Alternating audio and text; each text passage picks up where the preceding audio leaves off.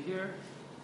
Let's place some of the Instantbond adhesive from one side. Of course, we will do the other side.